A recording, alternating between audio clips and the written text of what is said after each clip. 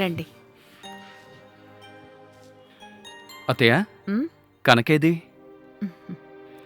మీతో పని చేయించుకుంటూ తను లోపల కూర్చుందా ఏంటి? లేదల్లుడు గారు, స్నానం చేస్తోంది. ఓ, అలాగా. మీరు వెళ్ళి కూర్చోండి, నేను కాఫీ కలిపి తెస్తాను. మీకెందుకు అంత కష్టం? కనకొచ్చి ఇస్తుందిలేండి. పర్వాలేదు అల్లుడు గారు, మీరు కూర్చోండి, నేను వెళ్ళి తీసుకొస్తానుగా. సరే అత్తయ్య. ఉమ్.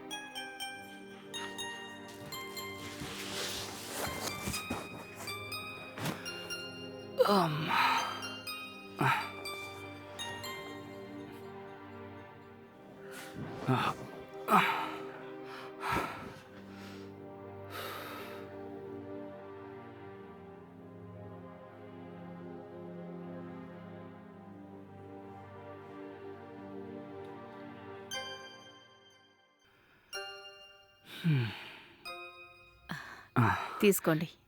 థ్యాంక్స్ అత్తయ్య.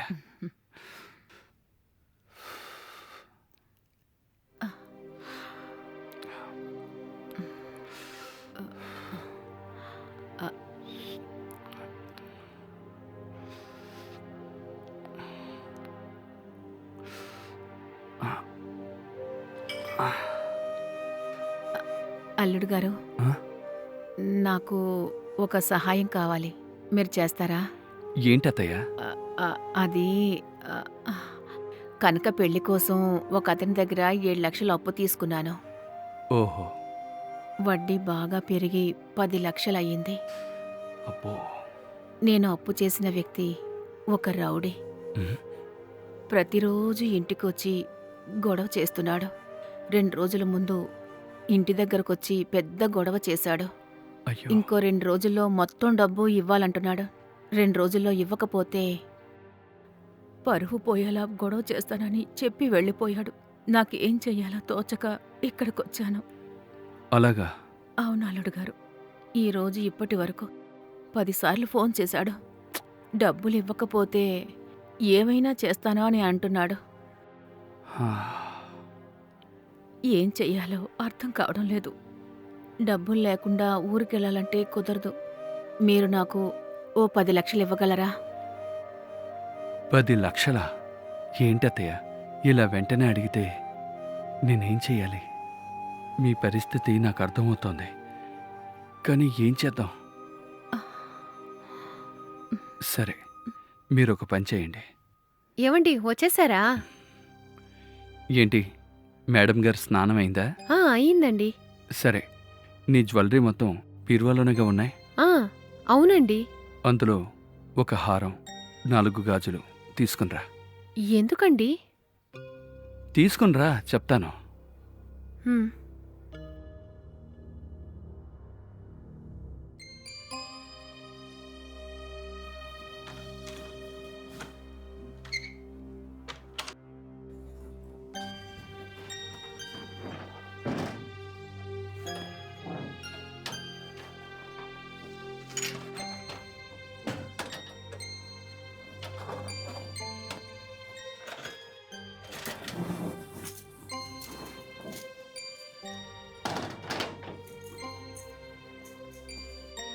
ఏవండి, ఇదిగోండి.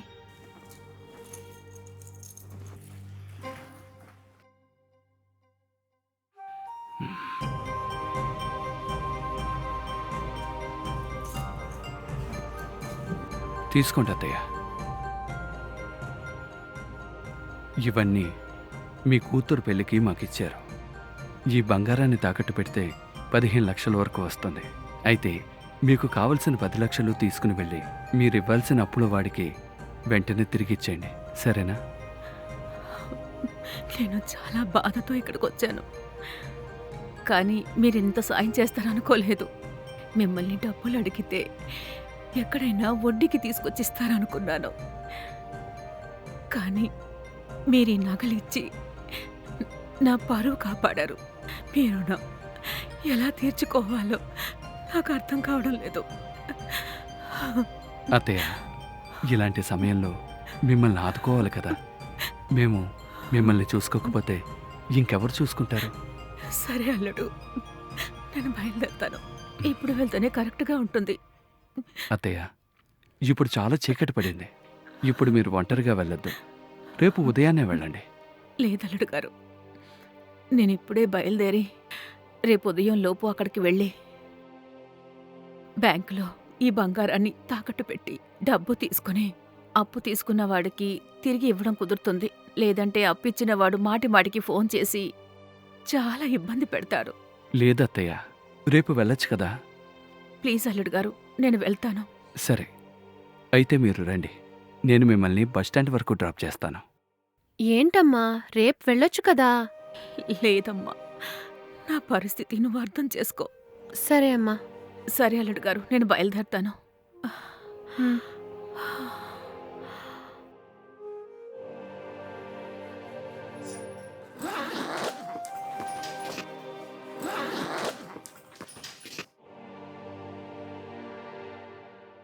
అల్లుడు గారు, వెళ్దామా? ఆ. వెళ్ళొస్తానమ్మా. అమ్మా, బంగారం జాగ్రత్తగా బ్యాగ్లో ఉంచావా? జాగ్రత్తగా పెట్టానమ్మా. సరే. పదండి అత్తయ్య, వెళ్దాం. వస్తానమ్మా. ఉమ్.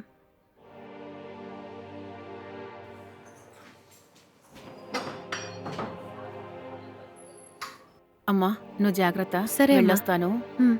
ఏమండి, అమ్మని జాగ్రత్తగా డ్రాప్ చేసిరండి. సరే, నేను చూసుకుంటాలే. హ్మ్. నువ్వు డోర్ లాక్ చేసుకో. సరే. ఆ, పదండి జాగ్రత్తమ్మా.